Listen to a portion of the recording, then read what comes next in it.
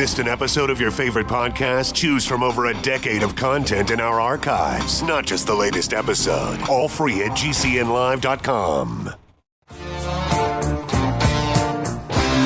This is your call to action. Get prepared, America. Economy, survival, energy, disasters. This is USAPrepares.com. Informative radio, educational radio. Interact now by emailing instructor@usaprepares.com or text at 434-390-7953. Class, please take your seats. Now, your instructor, Vincent Finelli. Everyone all set? Cocked, locked, blissed? Dr. Shealy, are you blissed? Yes. Yeah, me too. Dr. Shealy, we've got Brad engineering the broadcast in Minnesota. Thank you so much, Brad, for doing that. And let me give out the phone number. If you'd like to call us live between the hours of 9 a.m. and 11 a.m. Central Time, Monday through Friday, 866-582-9933. 866-582-9933. Telephone listen line, 605-477-3249. And there's a link to your instructors on the website, USAPREPARES.com, on the instructors tab. And if you'd like to contact Dr. Norman Shealy, normshealy.com, NORMSHEALY.com. Dr. Shealy, anything new that you'd like to share with us before we get into the rest of the broadcast? Well, for months I have been trying to find proof that sapphire is much stronger piezoelectric than quartz. And I finally did it yesterday. It is indeed not only in hardness second only to diamonds, but its piezoelectric benefits, that is, its ability to store, send, and transmit electromagnetic energy, is considerably higher than quartz. It's important because of our sapphire-enhanced adrenoscalar device. Okay, is that the official name, adrenoscalar device? That's the official name, but it's also always sapphire-enhanced also. Okay. Well, I've got one right here at the farmhouse. Yes, well, it'll be a little bit more elegant than the handmade model eventually, but yes, it does work, and I love it. Well, I wanted to share with our class, I've mentioned this before, that you've provided me with a loaner model, a prototype, an early production model of the sapphire-enhanced adrenomedullin scalar device. And I've got it running here at the house, and I've had it running for about a week. And there's a red light, a blinking red light, that tells me that it is active, and I've measured it. I've measured some of the frequencies with the tri-field meter, and yes, it absolutely does have frequencies that come out. Very, very small amount, and uses very little power, less than, about 1 watt of power consumption. And I can tell you that Mrs. Finelli sleeps very, very soundly with it, and so do I. And those are the findings that I have experienced, and they have been unchanged for a week. No change for a week. So, I used to get up many, many times during the night. I'd wake up. Doesn't happen now. And same thing with Mrs. Finelli. She sleeps very, very soundly. So if that is that in concert with what you're hearing, feeling, seeing, observing in your trials? All the way, Big Blue, yes. Yeah. Any difference? Or is that, is that exactly what you're experiencing? Exactly the same. Okay. And what about, do we have any profound health changes as a result of the sapphire-enhanced adrenomedullin yes, scalar? Better sleep, lower blood pressure, less stress, and lowered blood sugar. I'm sorry, what was that about the blood sugar? Lower. Okay. Well, you said less stress. I got to tell you that people feel less stress. And of course, we have all the measurements of decreased adrenomedullin as well as decreased inflammation in the blood, as well as decreased free radicals, all of which are indications chemically of less stress. Okay, and I've got to tell you that I keep hearing over and over the word stress, not necessarily in our family, but people outside of our family are talking about dealing with stress, coping with stress, stress in their lives, of all kinds of stress, and they're having more and more trouble coping with stress.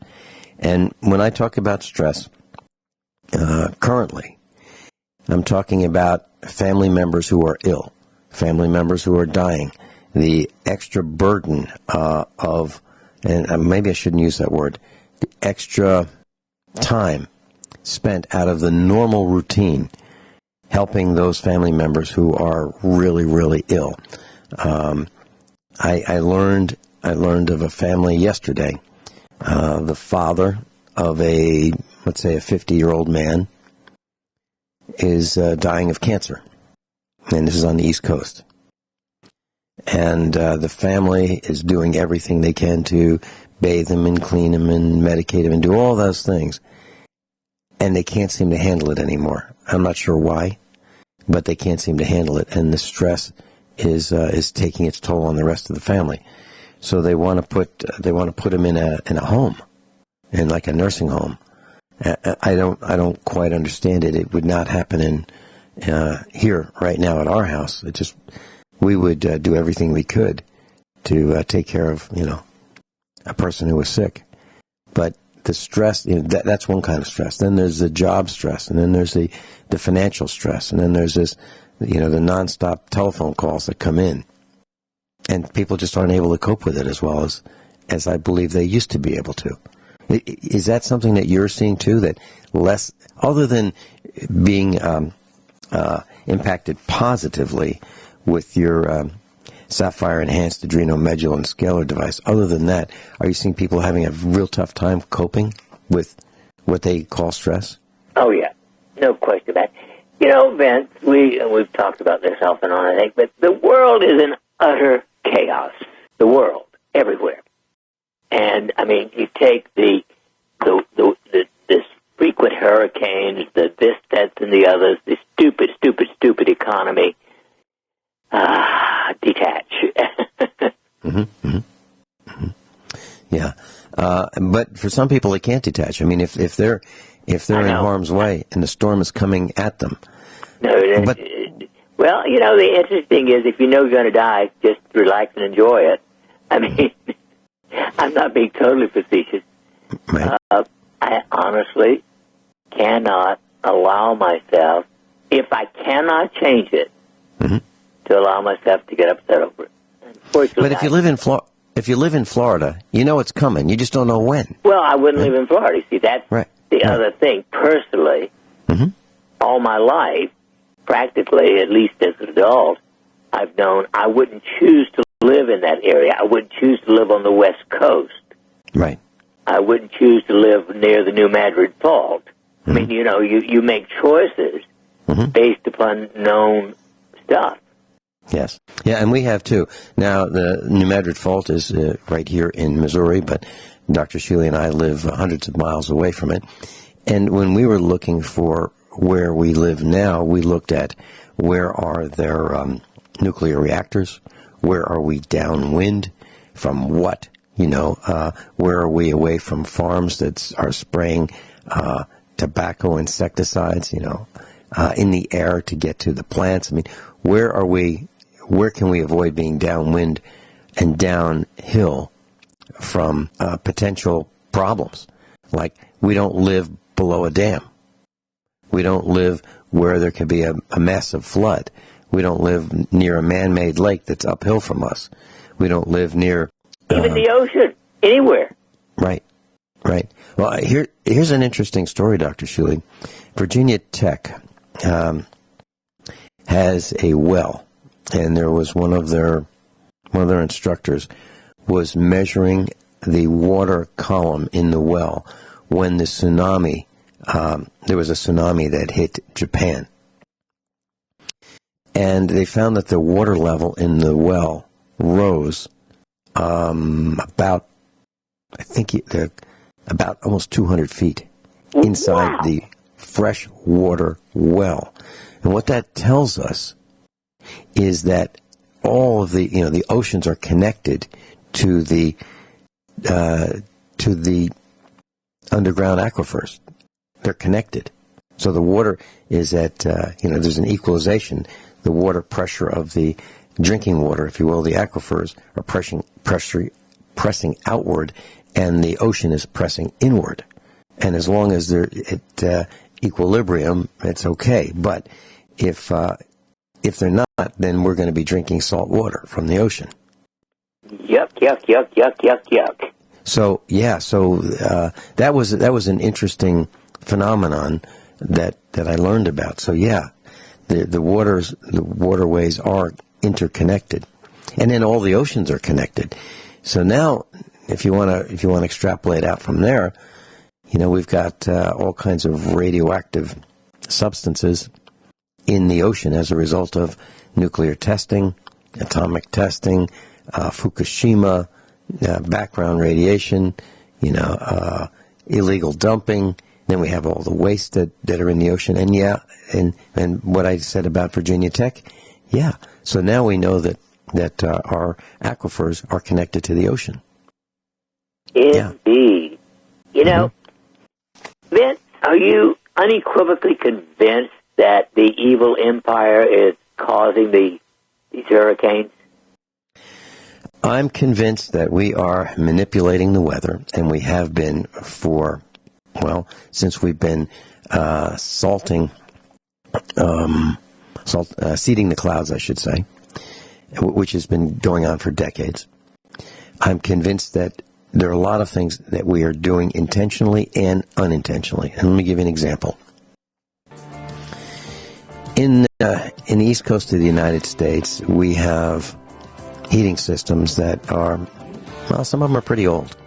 In the cities, we have heating systems that are oil-fired, and let's just talk about them when we come back. I'll talk about oil burners and my thoughts on what oil burners are doing to pollute our Earth. We'll be right back.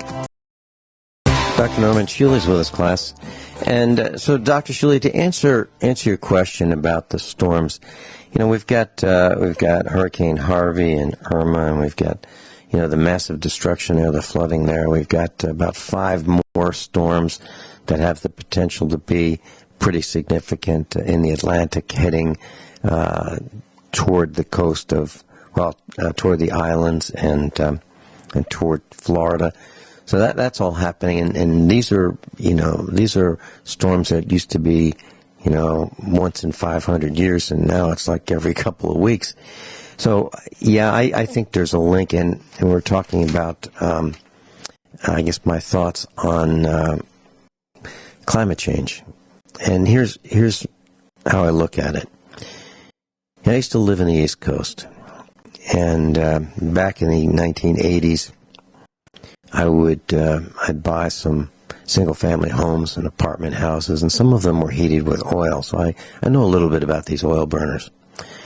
And typically, a typical home would either have one 275-gallon fuel oil tank, which was the same as diesel, but it's called home heating oil sometimes. It's the same stuff. And a typical home would use about 2 tanks of those 275-gallon capacity tanks per heating season. Typical home. Or if they had an underground buried 550-gallon tank, they'd use one of those. But you don't fill them all the way. So a 550-gallon tank would only be filled to 500 gallons, and a 275-gallon would be filled to 250.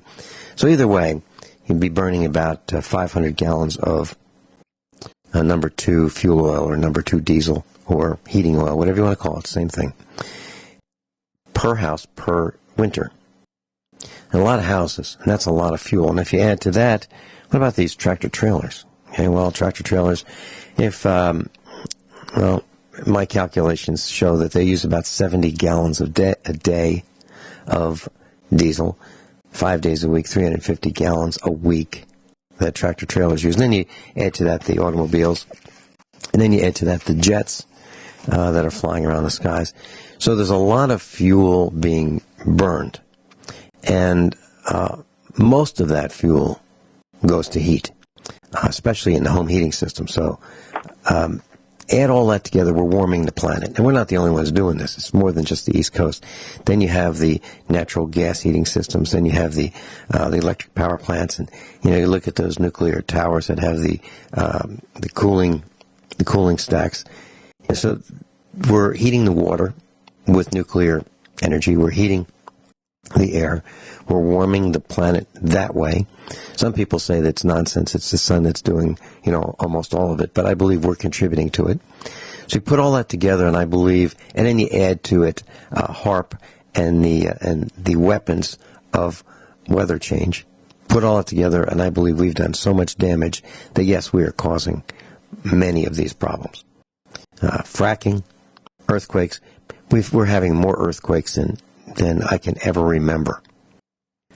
And we're having more deaths and more disease than ever. So when you talk about the evil empire, yeah, I believe that the evil empire is responsible for a lot of the problems that we have, a lot of the pollution that we have. I know that you have never been out on a boat or a barge that has taken trash out to sea and just dumped it. However, governments do that kind of thing. We don't do that kind of thing. We don't send projectiles into space and then litter space with trash and then say, wow, there's so much trash out here, the satellites are going to bump into it. We got to be careful because it can tear up our satellites. We don't do things like that. We're way more careful than that. We don't take trash out. I mean, yes, we have trash here at our farm, but I don't take the trash can and dump it on the front lawn, and I don't take the trash can and get in the back of a pickup truck while a family member drives it and then dump it out along the road. I don't do that. I'm really careful with what we do, and I try to not create any more trash than we have to. But the evil empire, I don't think they're anywhere near as careful as we are. Hospital waste, hospital needles. Remember years and years ago, you would find that people would say, boy, they got stuck with a hospital needle by going to the beach.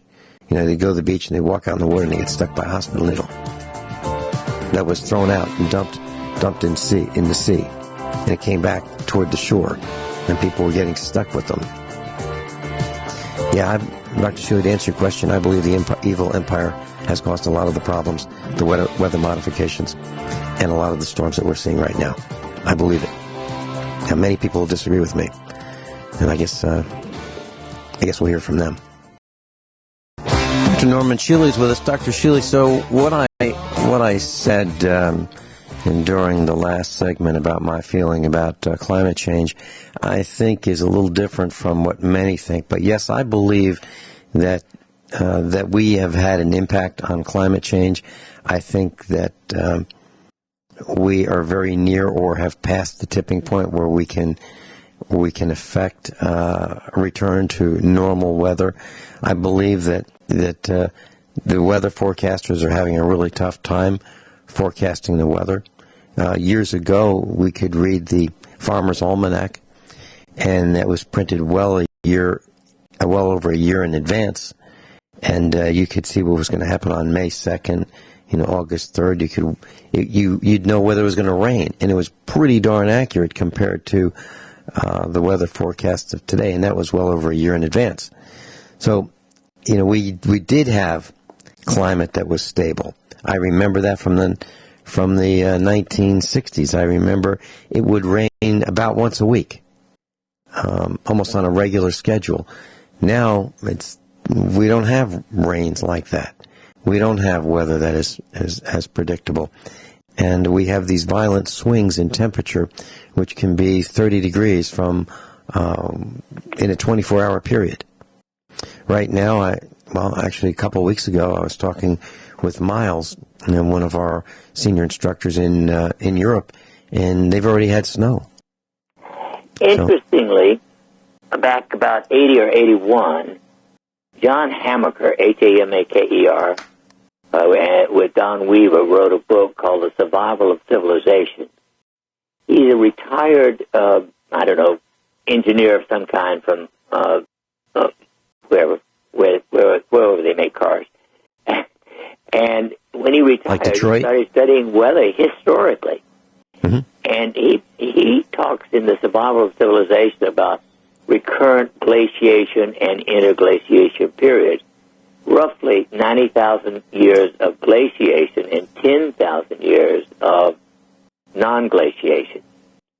And according to him, historically, essentially every 100,000 years we complete a cycle, and he predicted that if we did not remineralize the soil, and he felt the whole thing was the result of wind and rain and erosion, getting rid of all the minerals that kept the plants growing well, and that whether or not people were here, we had glaciation and interglaciation periods. And he predicted that if we did not reglaciate the world by 1995, we would go into glaciation again. Now, he didn't give a time period, but the implication was we already are over our usual 10,000 years. And so instead of, and there is always warming just before it happens. And in fact, a guy named LaVioletta, a physicist, wrote a book, Earth Under Fire, who talked about the period just before glaciation getting extremely hot and erratic, and then all of a sudden it gets hot enough that during one winter there's enough evaporation from the tropics that the snowfall never goes away in the northern hemisphere, and glaciation can take place within a decade or so. So there's also this variation, although, again, I personally think the evidence is strong that the idiot evil empire is altering the climate. Mm-hmm. Mm-hmm. Yeah, and you and I are in perfect agreement about nuclear power. The power that is generated with crazy, yeah, total psychotic insanity. The analogy that I'm thinking of is that so we invent and build the very first automobile, and it's a gasoline-powered vehicle, and we build it in a room, and really there's no door that opens wide enough to let this vehicle out, and so we start it up, and there are no windows, so we start it up inside that room, and we ride it around, and with the fumes coming out, and have no place to go, and that's kind of what we did with nuclear power. We have a byproduct, the exhaust, if you will, the waste product. And there's no place to put it except here on planet Earth. There's no place that we can dump it except in our own backyard here on Earth. And that's what we've done. And we've allowed these con artists and these easily bribable Congress critters to allow this to happen because of our ignorance. I believe that every president, since idiot original criminal Woodrow Wilson, who introduced the Fed, which is unconstitutional, has been a pawn of the evil empire, the committee, and a minimum of 50% of Congress. Mm-hmm. I think when they get into Congress, they tell them either you go with us or we'll kill you or you won't get reelected. Well, I can tell you in a very small, tiny microcosm of that, when I ran for the board of directors of the electric cooperative, I was told in no uncertain terms that we can have discussions privately in the boardroom, but we will have a united front when we exit the boardroom and we're asked by, the members of the cooperative how we feel about the decisions that the board made. We will all be in unison. We all will stand together. Now, I was told that. They even wanted me to sign a document to that effect. So, and that's a little tiny microcosm of a little tiny electric cooperative of 35,000 customers. And you know what I would tell them? Cram it up yours. Yeah. Yeah, I understand that. But what I'm saying is, it happens even at the lower levels, like in a electric cooperative. So yeah, I believe exactly what you're saying is true. I believe that Congress the people who are selected for Congress to run are weak. And they're selected because of their weaknesses. And because of the weaknesses, they can be more easily controlled and bribed and manipulated. Well, and, I know the story of Faust was an allegory for evil, wasn't it? Mm-hmm. Yeah. And it's more evil than ever. Right. But the thing I don't understand, and it's hard for me to understand this, is how can these people be so ignorant, stupid, careless, reckless with the future of their offspring? What I'm saying is these Congress critters are making such a mess for their children and grandchildren and great-grandchildren, and they seem to not care. It's foreign to me. Ignorance is the failure to accept truth or fact. It's that simple. So they are beyond ignorant. They are brainwashed, dead, no frontal lobes. And basically what they're missing is the ability to discriminate right from wrong. So they are frontal lobotomized. Mm-hmm. Yeah. No, I believe that. I see that. And I don't think there's anything we can do about it. It is almost impossible for one of we the people to become in a position to make much change. I've done my part, I think. I've run for the school board. I've tried to I couldn't. Dr. Shealy, this system is so corrupt. I ran against a convicted felon who was a native of the area. He was running for re-election for the school board. He blew my doors off. He won, hands down, easily. A convicted felon. And everybody knew it. And I came in as an educator. I came in as a computer guy who could fix the computer network and build it into something that would actually work instead of just a bunch of computers that didn't work. I came in as someone who wanted books rather than electronic learning. I came in standing for teachers rather than study hall proctors. I didn't want the teachers to become relegated to sitting and watching the students behind computer screens and having computer screens educate them, meaning computer instruction. I wanted teachers to teach. I wanted the teachers, and I even told the teachers, how much time do you spend in class? How is your day spent? I met with them. And they spend Dr. Shealy, they spend a lot of their time filling out reports to the federal government. And I said to them, okay, we won't do that. We'll stop doing that.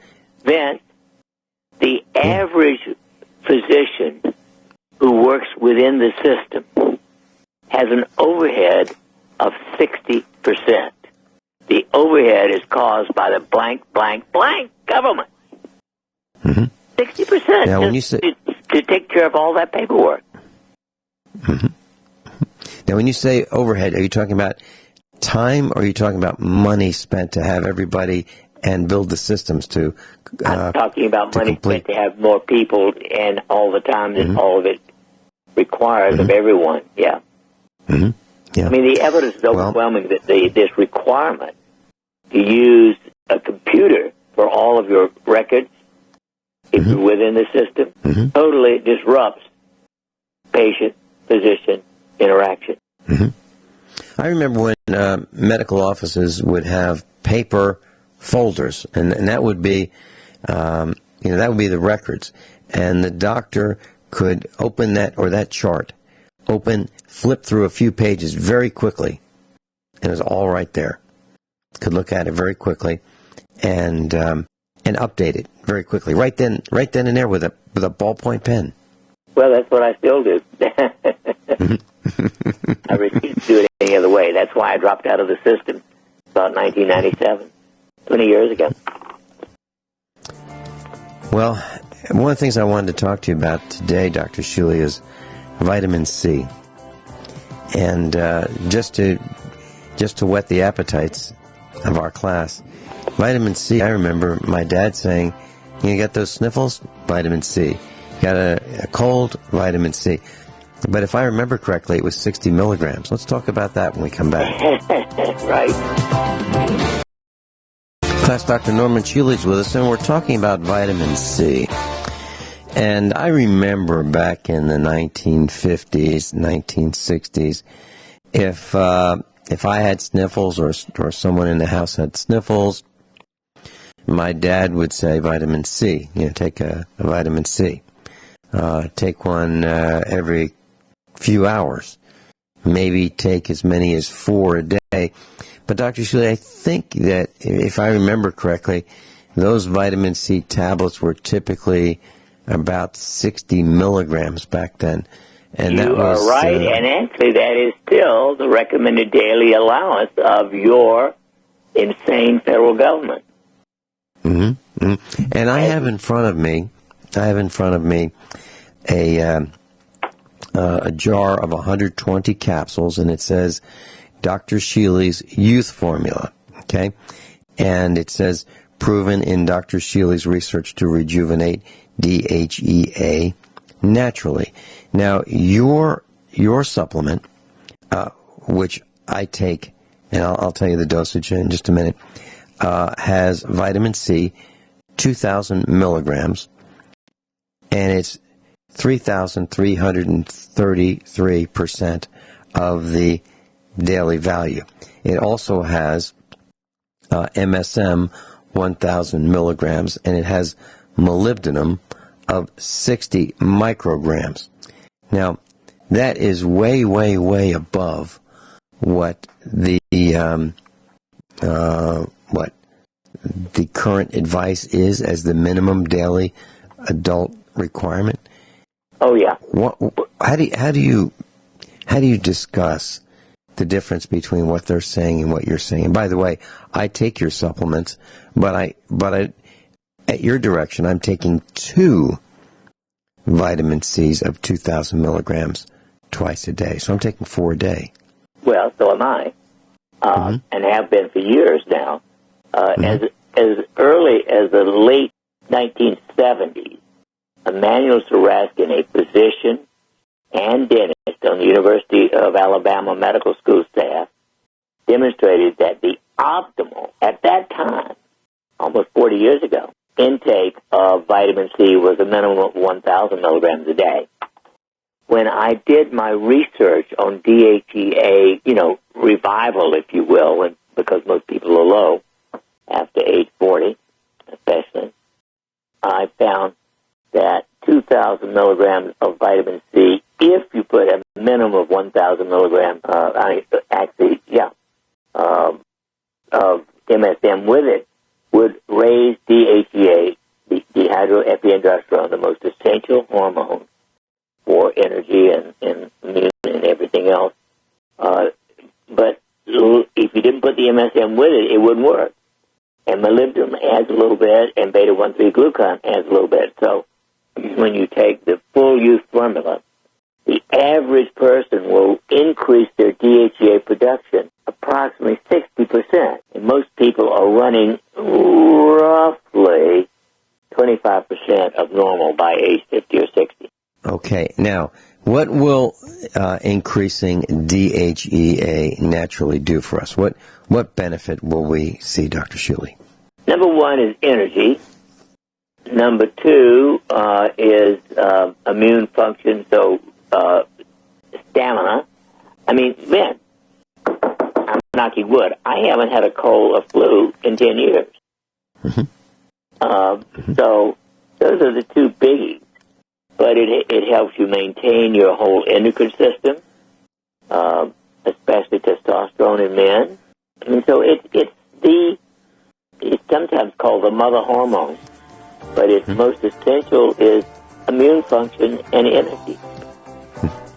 And when we come back after top of the hour news and commercial announcements, can we talk about vitamin C in wound healing, vitamin C as an antioxidant, vitamin C as a cancer therapy additive, and repairing connective tissue that's weak, and improving capillary action. Can we talk about all those things? You bet. There you go. It's coming up next. Dr. Shealy, normshealy.com. NORMSHEALY.com. Dr. Shealy's in the front of the classroom today, medical doctor, and we're talking about vitamin C. Dr. Shealy, vitamin C is something that was highly recommended, highly used back in the 1950s, 1960s, and it was inexpensive. It was something that I believe most homes had, and when we got the sniffles, the sneezes, and so forth, that was the first thing that we looked for a treatment. And it seems today that not every medical provider is looking toward vitamin C as a great way to go. I do. I look at it as a great way to go as a medical provider. You do. Why is it so overlooked, Dr. Shealy? Do we know? Of course, because the American Medical Association and the American medical schools are owned by the pharmacomafia. Lock, stock, testicles, ovaries, and everything else. Mm-hmm. Mm-hmm. And I got to tell you that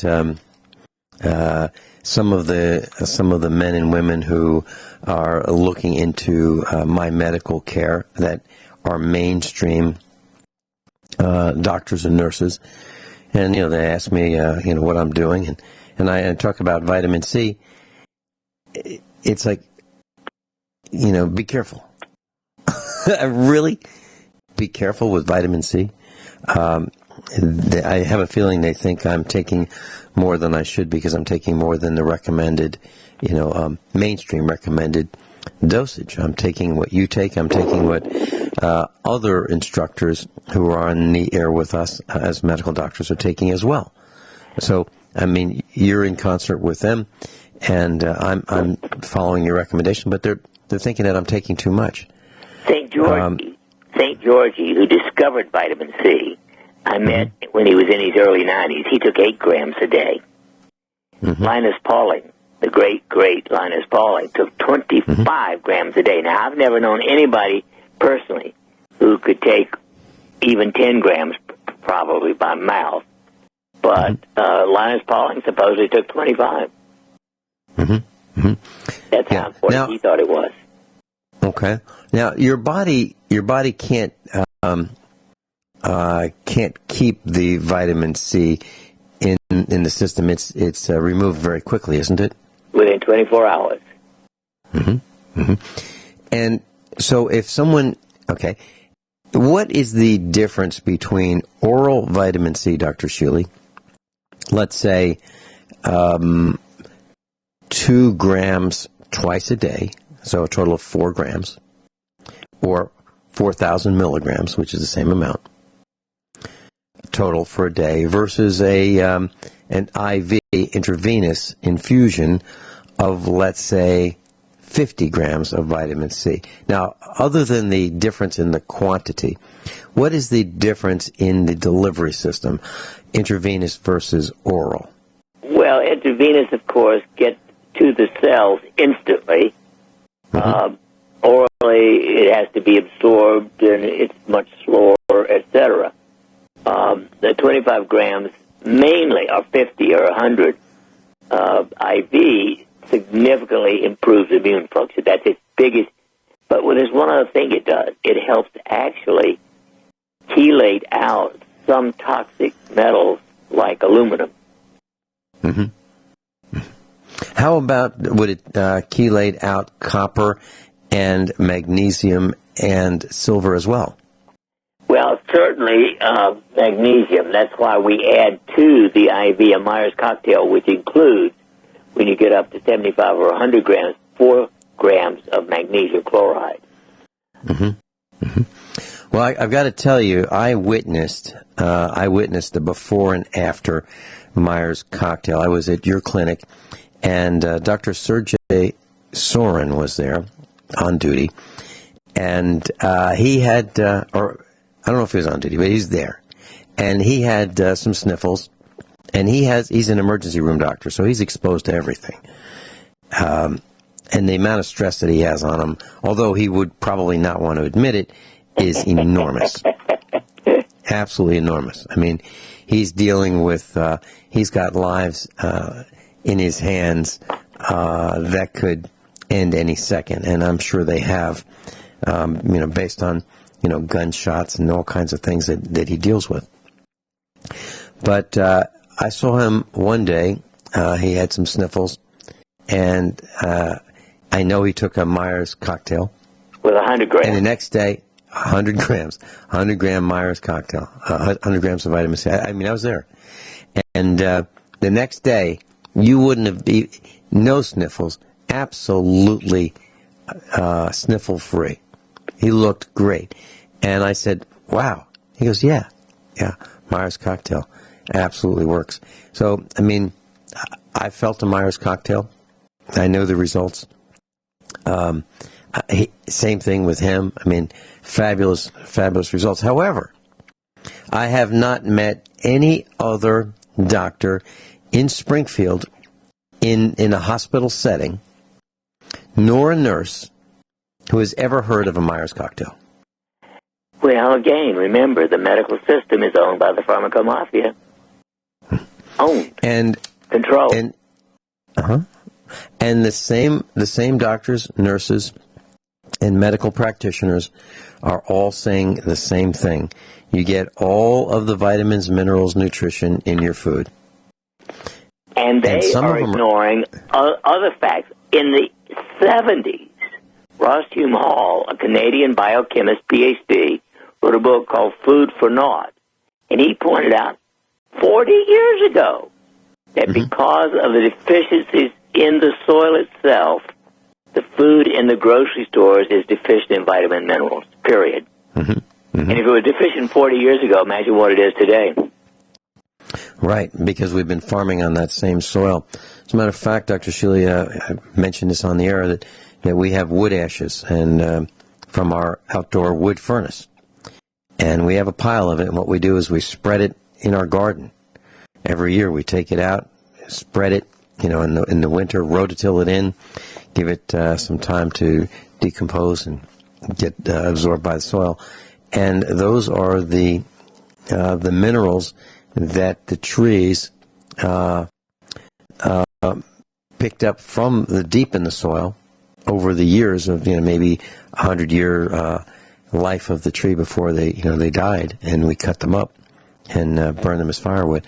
So we're putting that back into the garden, and the garden grows really, really well as a result of, I guess, the fertility of our soil. Well, one of the reasons is I've lived on a farm for the last since 1969 is to raise my own vegetables and a lot of fruits. Yeah. Now, I got to tell you, though, that if you go to the Chinese factory outlet, Walmart, and you look, or you go to any other supermarket, and you look at the tomatoes, if you look at, they're all the same size. If you look at the bell peppers, they're all the same size. If you look at the heads of lettuce, they're all about the same size. And the produce looks like it's designer produce. Now, using heirloom seeds, we don't get quite the visual consistency. We don't get the absolutely perfect designer-looking produce from our garden that you see in the grocery store. However, I believe that ours is more complete in nutrition, and theirs is less. Oh, it has to be. Has to be. Yep. And, one of the things that we're not doing as farmers, and we're just putting NPK on the fields. I'm talking about most farms. We're not putting back organic, complete replacements for all of the minerals that we're taking out of the soil. We're just taking them out, and not replacing them. And that's when I was growing up, my grandfather used guano, which is bat dung. Yeah. And there's an island, Nauru, I believe it's called, and that island is a stopping point where birds would fly across the ocean. They'd stop, have a few fish, and then continue on their long journey. And over thousands of years, this island built up, and it's nothing but bird poop. And we've been mining that and using that as fertilizer, but I don't know how much of that's left. But that would be really good fertilizer. That's compared to the commercial fertilizers, which are, not the same thing. Oh, I just looked this up, by the way. Guano is not just bat dung, it's also seabird dung. Okay. There you go. So that would be very similar to what I'm talking about from this island. But Dr. Shealy, what I've noticed with vitamin C is that I believe that it reduces the feeling of pain. Is that true, or is that just... Oh, absolutely. The place where I have found it the greatest use is in cancer pain. I've had patients who are terminal, and even though if we do it early, I think there's no question that IV vitamin C can reverse cancer.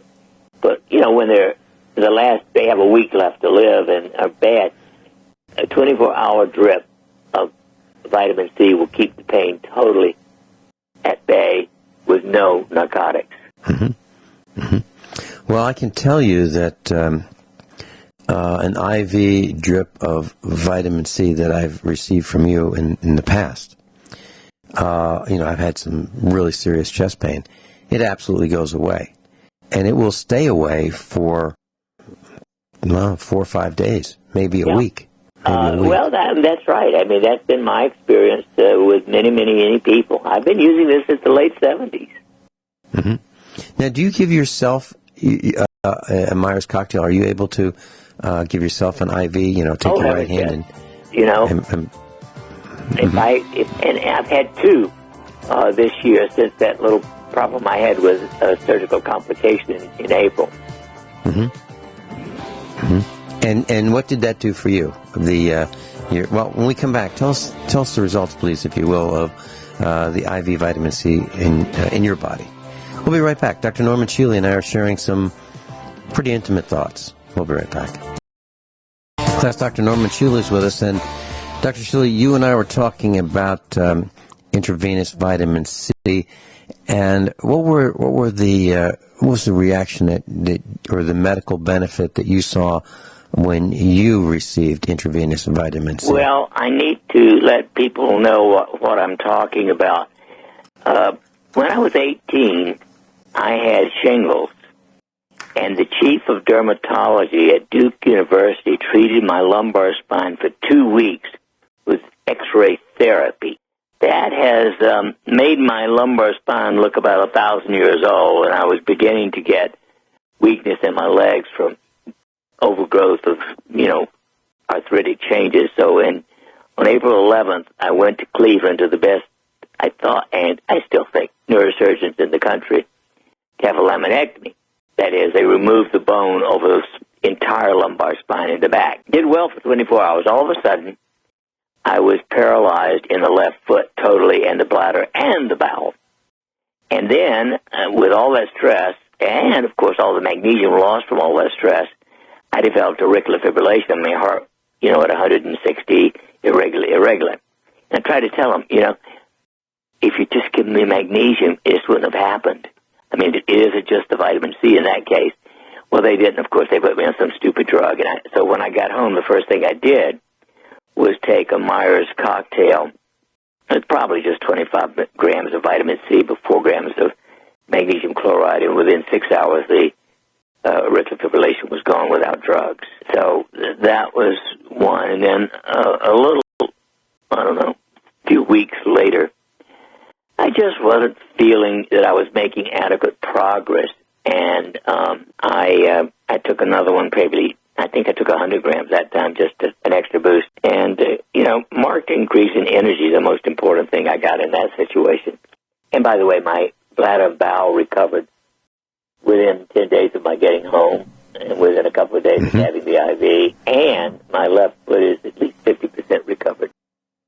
Wonderful. Well, Dr. Shealy, I talked to you shortly after you got home, and I guess I talked to you after you had that IV vitamin C cocktail, and you sounded absolutely great.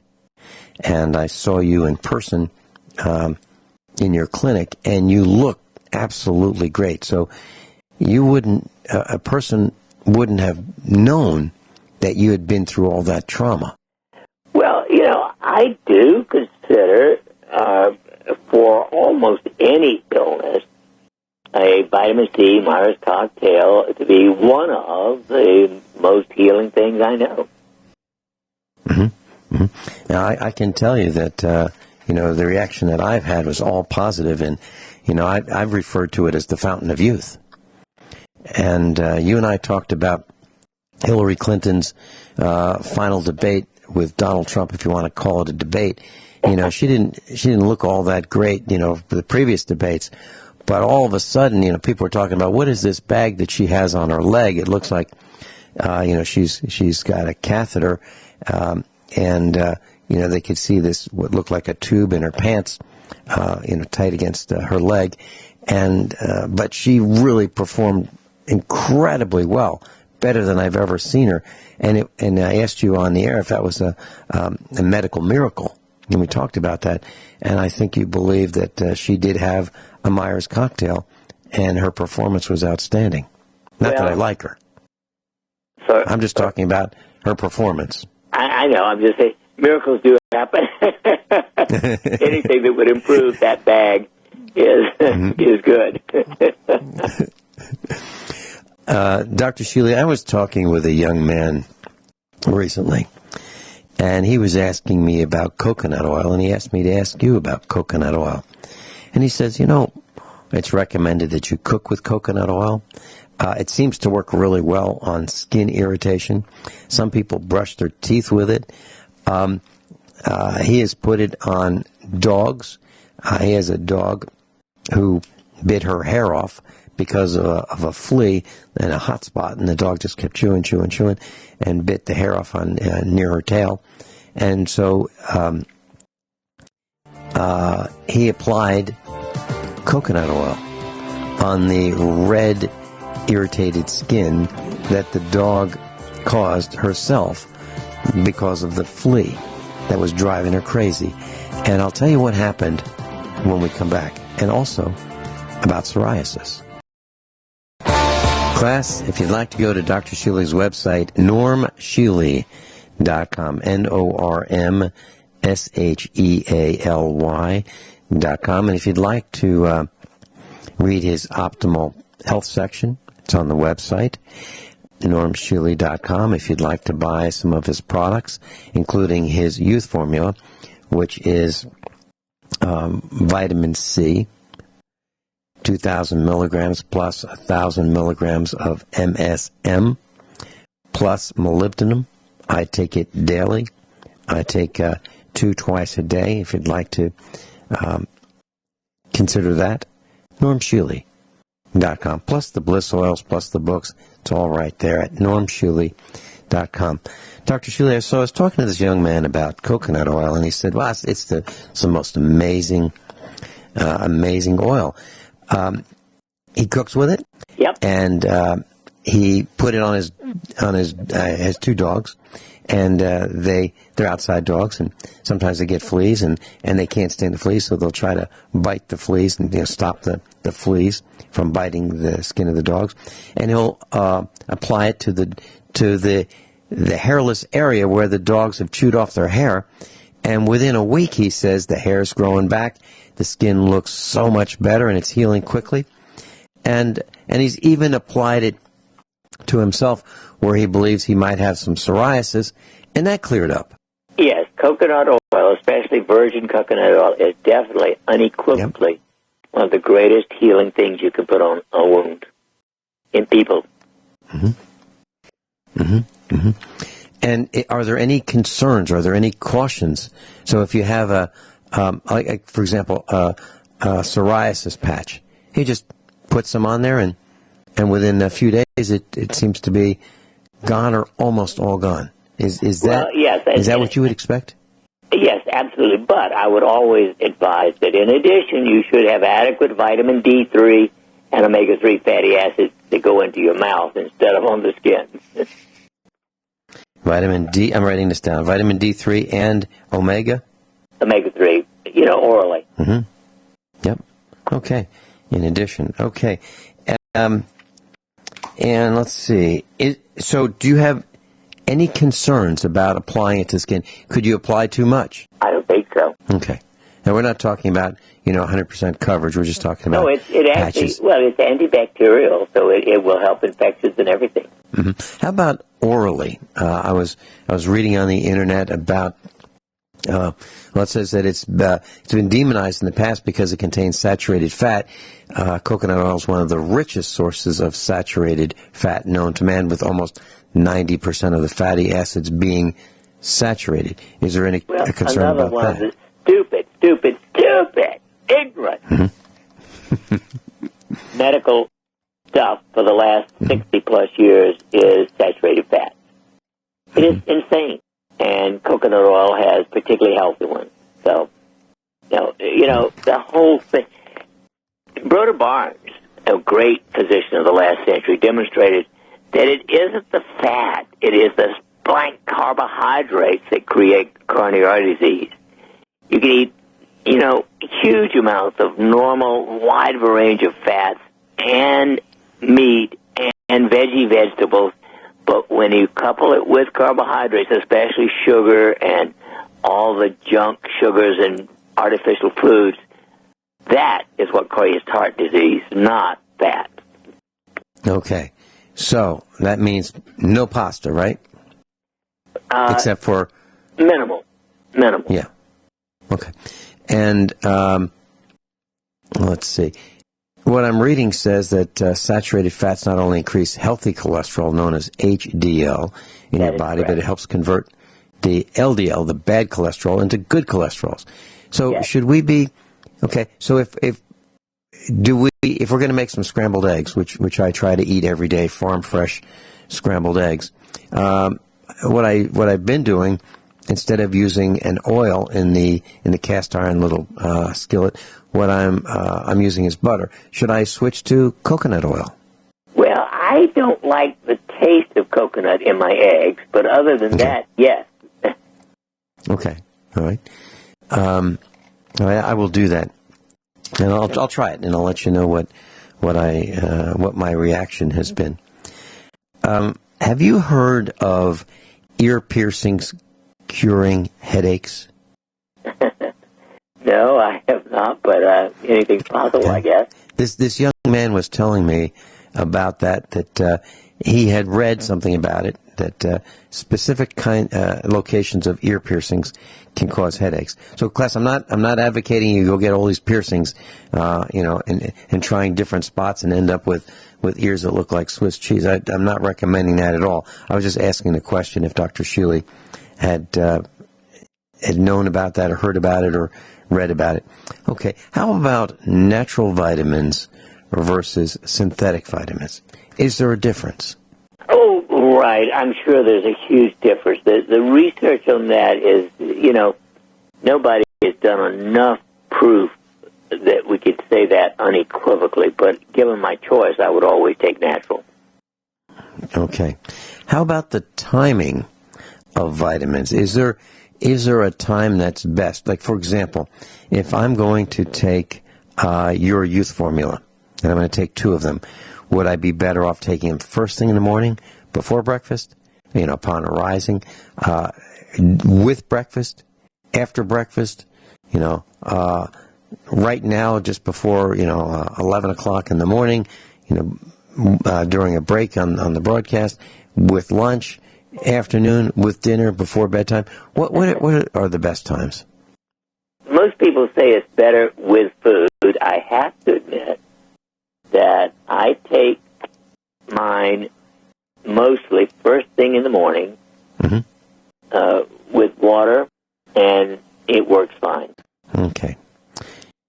What about with tea? Now, for example, there is a peach type tea that's offered. It's kind of like a non-caffeinated type tea.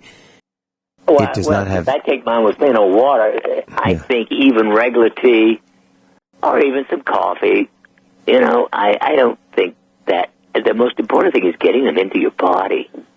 Okay. Now, everybody is unique, and some people are going to have digestive things one way or the other. But as you know, I take a couple of handsful. Yeah. Okay. Is there any concern about any other beverages? Like, for example, isn't grapefruit juice, doesn't that multiply the effect of certain medications? Yes, it does. I mean, again, I probably would not use grapefruit juice, but orange juice would be okay. Okay. As delicious as grapefruit juice is, I'm avoiding it for, that multiplier effect. Right. Okay. What about black pepper and vitamin C? I've been reading that black pepper may be a positive, what would you call it? Catalyst, maybe? Yeah. With vitamin C? The greatest benefit is with curcumin, the extract of turmeric. Curcumin is almost not beneficial at all unless you couple it with black pepper. So I think it could have a beneficial effect in other things too. Okay, that's curcumin and black pepper. Right. Okay. Now, when you say black pepper, Dr. Shealy, are we talking about the same kind of black pepper that would come out of a salt and pepper shaker, that kind of black pepper? Yeah. Okay. Have you found any positive benefits or negative benefits regarding grinding your own peppercorns versus pre-ground? I have not, so I can't tell you. But, black pepper improves digestion in most people. Mm-hmm. It is what's called a carminative, which is a soothing thing to the intestine. It helps to break down fat for digestion. It's really a wonderful food. Interesting, because I would have thought that black pepper would be touted as something that would disrupt your digestive system. It would be an irritant, but that's not correct. No, it actually is an antioxidant. It's got orox in it. It makes a whole bunch of foods better absorbed. It has benefits on thinking. Interestingly, it's anti-inflammatory and can even help peptic ulcer. It's a wonderful food. Okay, so just add black pepper to taste. Is that what we're saying? Exactly. Okay. Let's see. I'm looking at my my questions for you here. What about snoring? I got a question from another. Well, this person is a late 20-year-old, and she was telling me that she snores, and she would like to know what causes snoring, and is there something that she could do about maybe snoring less or not snoring? Well, if you sleep on the side, that's the most important thing. There's no question. Sleeping on the side can benefit or prevent one from snoring. It's, excess mucus. A lot of people have problems if you sleep too deep, if you drunk alcohol within 3 hours of going to bed. A lot of sleeping pills increase the depth of sleeping, so that's more likely to cause it. If you're overweight, that's a great cause of it. The uvula, that little part of the soft palate in the very back that sticks down, some people have an extra long uvula, and it actually has to be removed occasionally. You're talking about removing a portion of the uvula? Uh-huh. Let's talk about that when we come back. Dr. Shealy's with us. Class, I just have a couple quick headlines I want to read to you. Drudge Report: Hurricane Maria batters Puerto Rico with a force not seen in modern history. Millions without power. Winds like horror movie. Rivers burst banks. Direct hit.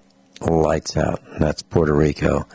So class, if you're inclined to pray, if you would consider praying for those in Puerto Rico, as well as Florida and Texas, who have been battered by hurricanes recently. Kyle in Montana, welcome. Yeah, good morning, Vince, Dr. Shealy. I had a quick question, and I hate to take you down a rabbit hole this close to the end of the program, but I've been thinking about some things, Dr. Shealy, about testosterone in men.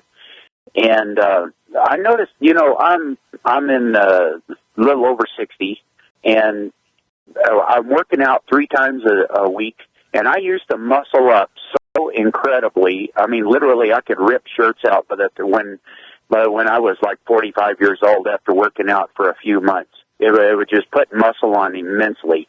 And I used to work out with 375 pounds. That was my working weight. So, but it seems like since I've hit 60, I'm working out 3 times a week, approximately 50 pounds, 3 sets of 20 with all kinds of different things.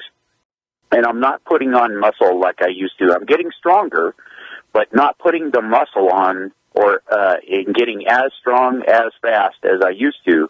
But and I assume that is true. I mean, normal. But my question is, you hear about these things that say, it takes the belly fat off. It increases your testosterone, and there's these herbal supplements or different things.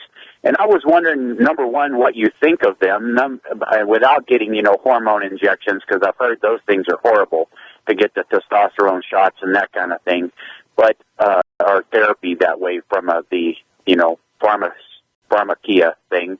But I'm wondering what you think, number one, and number two, is there anything that a guy could do to increase his body testosterone? Okay, let me answer that before it gets too late. First, second, third, you need DHEA, not testosterone, and you don't need DHEA by mouth. You need to make your own. There are 4 natural ways for increasing your DHEA. Number 1, Fire Bliss. Number 2, Youth Formula. Number 3, Natural Progesterone Cream. Number 4, Magnesium Lotion. If you use those 4 things, it will raise your DHEA an average of 250% and help you make testosterone. Wow. All right. That's fantastic. I'm sorry, too, Vince, that I haven't been able to call in very much. You know what it's like at the end of gardening season, and you're trying to get everything in the, you know what it's like. I know you do. So, anyway, I appreciate the program, but I haven't been able to catch it a whole lot lately. You're just busier than a one-legged man in a butt-kicking contest. So, anyway. Kyle, thank you so much. Dr. Shealy, would you mind repeating that one more time? DHEA, Raise It Naturally, Fire Bliss, you can get that on your website, normshealy.com. Your Youth Formula, you can get that on your website as well, normshealy.com. And what were the other 2? Natural Progesterone, Eugesterone, EUGESTERONE cream, and Magnesium Lotion. And I've been using those things for the last over 10 years. And my testosterone level and DHEA are normal. There you go. Great. All right, Kyle. Anything else you'd like to ask Dr. Shealy? Nope. Just thank you so much for being there. Yeah. Thank you, Dr. Shealy.